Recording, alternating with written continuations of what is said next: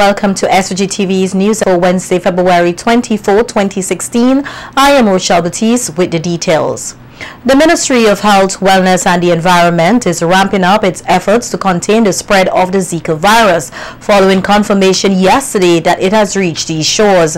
Minister of Health, Wellness and the Environment, Luke Brown, yesterday afternoon in Parliament, informed the nation that tests carried out by the Caribbean Public Health Agency, CARFA, confirmed that an individual here had contracted the virus. Speaking at a media conference earlier today, the health minister stated that his ministry's goal at this time is the containment of the virus, as well as to provide special support for vulnerable persons where necessary.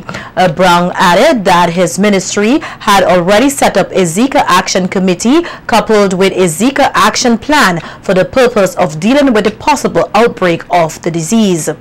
The minister said that his ministry will continue to engage in sensitization activities targeting community organizations such as churches, as they are important allies in the fight against the virus. In the churches, we've also begun engaging the communities. We are also involved in carrying the message into the schools. That has been done on a broad front as well, and with some success. We're going to the communities in terms of the coverage, and it is important for us to do this. Of course, the churches are a part of the community, but it's important for us to do this in terms of engaging the communities, because they are, naturally speaking, at the heart of the response to this threat. And to link this then to the cleanup work that we had proposed to do, and they've started Action Beckway. They've started some cleanup work through community groups in North Leeward. There was some cleanup work in Georgetown. And of course, we have some teething issues that we are resolving so that we could put this on the broadest possible footing. Minister Brown also highlighted that the integrated vector control unit's fogging activities play a pivotal role in the control of the Aedes aegypti mosquito, which is responsible for the spread of the virus, and has praised their efforts thus far. He, however, noted that the fight against the Zika virus and other mosquito-borne viruses is a huge task, and is calling on all Vincentians to play their part in this fight. This is not a problem that the Minister of Health will solve by himself. This is not a problem that the Ministry of Health, Wellness and the Environment will solve by itself. This is not a problem that one single community alone could solve by itself. This problem requires the national energy of every one of us in this room to play our particular role, and the energies of those who are outside of this room as well, and who are able to deploy themselves to the services of this fight against the Zika virus disease. And I want to ask all of you, as we come here, to play your part in this fight against Zika. We have to simply stop the mosquitoes and minimize the threat to the health security of our population that is posed by this virus and other mosquito-borne diseases. Also addressing the media conference was Dr. Rosamond Adams, who said St. Vincent and the Grenadines faces a real threat from emerging and re-emerging diseases, and reiterated the call for all Vincentians to play a role in fighting such diseases as the Zika virus. Dr. Adams assured Vincentians that the Ministry of Health will continue to work with all stakeholders, as well as beef up its surveillance mechanisms as part of the ministry's measures to tackle the virus and ensure the security of the nation's health. The Ministry of Health, Wellness and the Environment will continue to partner with other government agencies, with the private sector and with the wider population to promote source reduction practices and appropriate health-seeking behavior among the population. We will continue to increase our surveillance and having our physician being vigilant in order to look for signs and symptoms of Zika virus, and to take samples and also to report to us in a timely manner, so that we can be able to detect any cases and also to respond to these cases and try to contain the further spread of this disease. Meanwhile, Chief Medical Officer Dr. Simone Keyser-Beach stated that once the Aedes aegypti mosquito, the vector responsible for the virus, remains here, the entire country remains at risk. Dr. Beach pointed out that while her ministry continues with its vector reduction activities, she is again encouraging the public to continue to engage in protective activities to prevent mosquito bites. We are asking everyone, as we reduce the vector, to continue to protect yourself.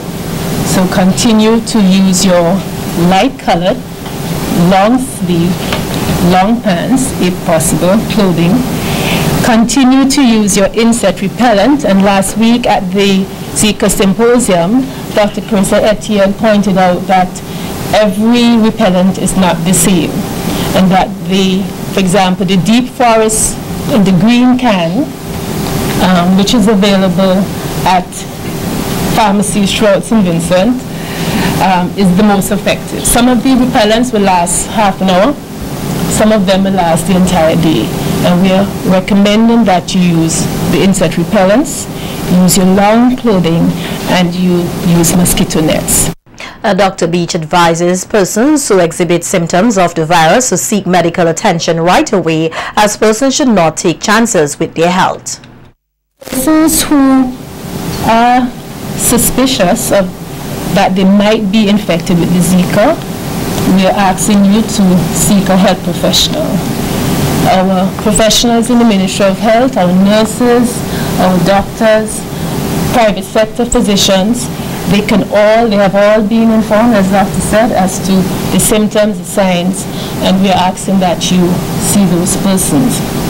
Even if you don't want to do that, and even if you say you have a fever, the high fever, the chills, the red eyes, without the runny red eyes, the dry red eyes, the joint pains, vomiting, headaches, and you think you might have been infected, we are asking you to continue using your insect repellents, continue using the bed nets, continue using long clothes, because we don't want you to transmit to somebody else. So it's not as if it's, okay, I have Zika now, I don't need to bother. We want to stop the transmission, and this is the only way we are going to do that. And country program specialist of the Pan American Health Organization, PAHO, Anique Wilson, says her organization will continue to give technical support to the Ministry of Health as it engages in the fight against the Zika virus. Wilson pointed out that PAHO has been in talks with the Vector Control Unit about the procurement of 2 truck-mounted foggers, chemicals and mosquito nets as a means of building the ministry's capacity against the virus. In terms of other vector control activities, we would continue with training. We would provide technical assistance in terms of communiques and communication risk management training. We would be working also on training for vector control workers and other public health persons within the region. So there are going to be workshops, more workshops and more training coming on stream. We would also be, I think I mentioned it before, bringing in a few chemicals and larvicides to help in the promotion and prevention and control program for St. Vincent and the Grenadines. In other news, the Caribbean is said to be at risk for an outbreak of the avian influenza viruses, commonly known as bird flu. Now, that's the view of country representative of the Inter-American Institute for Cooperation on Agriculture, IECA, Michael Dalton, who was addressing the opening of a workshop on biosecurity for poultry farms in the prevention of avian influenza, commonly known as bird flu. The workshop was a collaborative effort between the Ministry of Agriculture, IECA, the Food and Agriculture Organization, FAO, and the Caribbean Animal Health Network, CARBVET. Dalton pointed out that poultry farms in 13 states in the USA has been affected by the HFN2 influenza, with the initial cases of the virus caused by wild migrating birds. He stated that the impact of such diseases on the poultry production in the region could be catastrophic to earnings and food security, since many persons rely on the poultry industry for a livelihood, as well as the fact that most meat consumed throughout the region is poultry meat. He added that proper planning and control goes hand in hand in preventing and containing an outbreak. advanced planning and preparation at the national and regional levels for animal health emergencies due to avian influenza viruses are recommended and are recognized as a core and important function of all national animal health services. Based on experiences from North America and other regions, planning and practicing for the incursion of avian influenza viruses should be ongoing processes in the Caribbean. The discovery of avian influenza viruses requires rapid response to contain the virus through quarantine and movement control, and elimination of the infection through laboratory testing and depopulation of infected premises. The ICA representative said by creating an awareness of avian influenza viruses as well as the adoption of biosafety measures can prevent the introduction of avian diseases, hence the reason for the workshop. This seminar links to wider national and regional efforts to ready the region to mitigate the threat of highly pathogenic avian influenza, which is in the US and has significantly impacted the poultry industry. These actions are also being supported in part by the 10th European Development Fund. Through this and other workshops, the SPS program aims to build a cadre of stakeholders that are skilled in addressing critical animal and food safety matters impacting human health, trade, and the environment. We wish to take this opportunity to assure you of our continued participation in SPS activities both through this program and through other programs and projects executed by the Institute currently and as we go forward. I look forward to a very successful and knowledge-filled workshop that prepares us all for any eventualities. Also making remarks was Chief Agricultural Officer Ashley Kane, who pointed out that persons who make a living from successful farming business need to pay attention to biosecurity measures, and is hopeful that the workshop could assist stakeholders in the development and protection of the poultry industry. I trust that having had this workshop, and I'm curious, Dr. Davis, as to the strategy, how best we should go forward in making this not just for people over here, but making it a household issue across St. Vincent and the Grenadines. We therefore want you who have benefited from the training and who are here today to become advocates as much as you're able to be an advocate in this cause, so that we can protect human life and health as well as build industries which provide livelihoods for us on the back of a good scientific foundation. And I trust the scientific foundation would come through today. And we look forward in the Ministry of Agriculture in working with you and supporting you in this enterprise. The 2016 budget and array of public policies facilitate the private sector, both local and foreign, in their quest to create wealth, grow the economy, and increase employment. That's according to Prime Minister and Minister of Finance, Dr. Ralph Gonsalves, while presenting the 2016 budget at the 10th sitting of Parliament earlier this week. Highlighting that the budget provides substantial contributions to statutory entities and public enterprises for their recurrent operations, Dr. Gonsalves pointed out that these bodies in turn provide sufficient employment and add value to the economy. He, however, encourages statutory bodies and public enterprises to strive to be more productive. Services Authority allocated $2.35 million in this budget. Invest SVG, $1.3 million. The St. Vincent Grenadines Community College, $13.1 million. Local government bodies, $3.6 million. BRAGSA, $13 million. And the SVG Tourism Authority, $15 million. An efficient and effective system of public administration or management assists and engenders private sector development. By and large, the public service and the statutory bodies of public enterprises deliver on their obligations to provide services efficiently and on a timely basis at competitive prices. There are too many legitimate complaints by the general public and businesses of an uneven delivery of service, particularly in vital areas of the public service. Accordingly, I am urging public servants police personnel, teachers, professionals and other workers in the health and educational sectors, and employees in the many public enterprises to be more productive and customer friendly. Noting that the recurrent budget's direct contribution to employment is self-evident, the Prime Minister stated that the government continues to ensure that the salaries of all public servants are secured. He further stressed that given the sum spent on salaries, wages and retirement benefits, the public sector should work towards the enhancement of their services to the Vincentian public. The allocation for wages and salaries totals $281.9 million. I want the number to sink in. For wages and salaries for the central government this year is $281.9 million.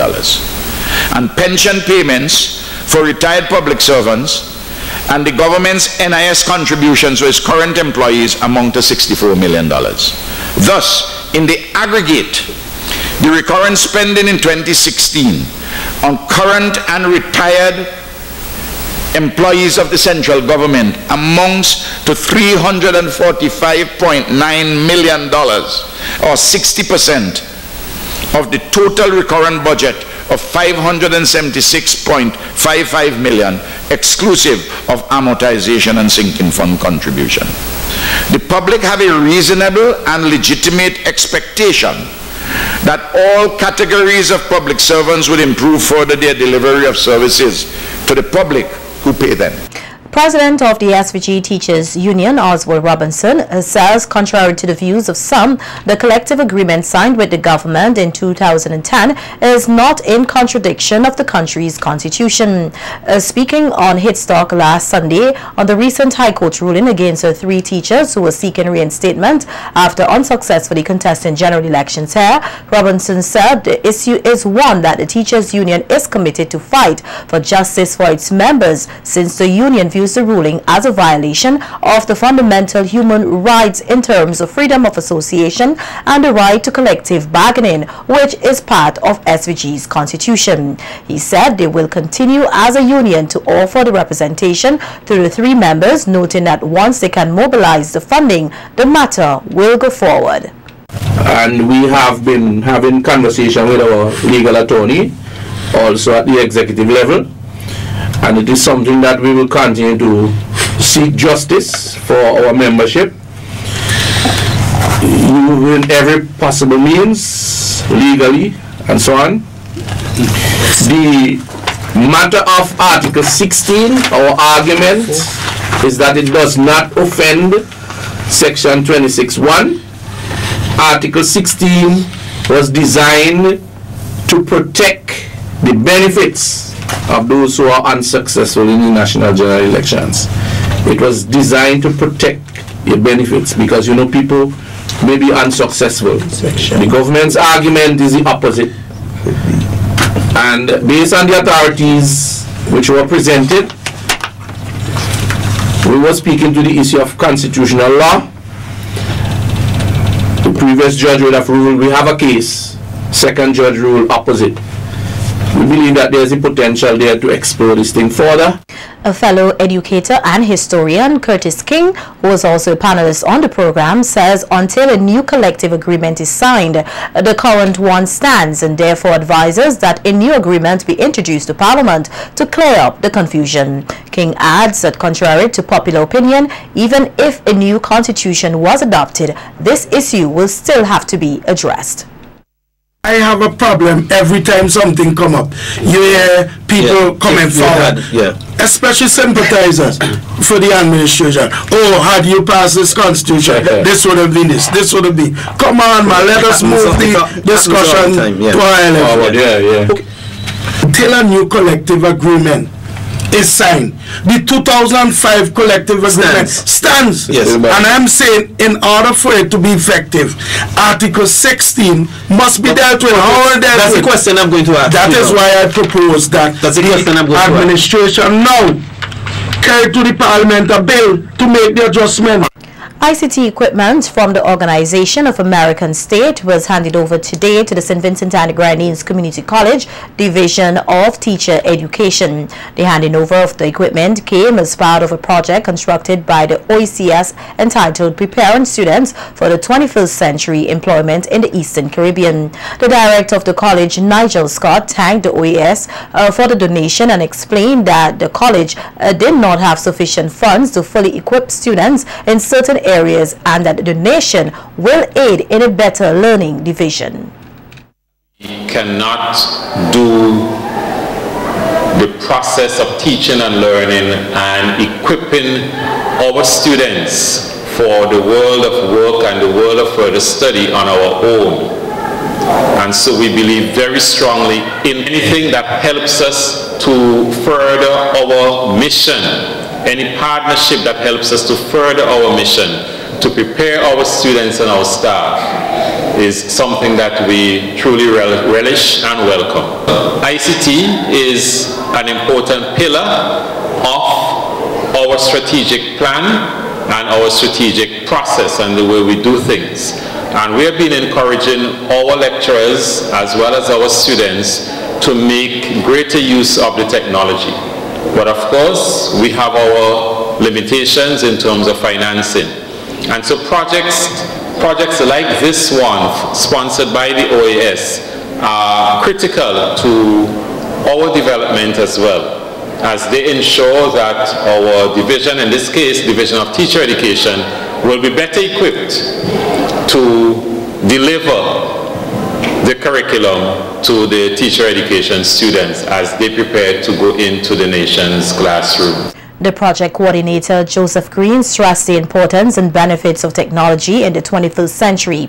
He stated that technology improves the efficiency and effectiveness of education with which students of the Division of Teacher Education will benefit from.